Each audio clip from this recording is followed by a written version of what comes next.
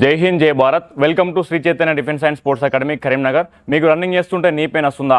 అయితే నేను చూపించే వర్కౌట్ని మీ రన్నింగ్ అయిపోయిన తర్వాత యాడ్ చేసుకోండి, 100% రిజల్ట్ ఉంటుంది.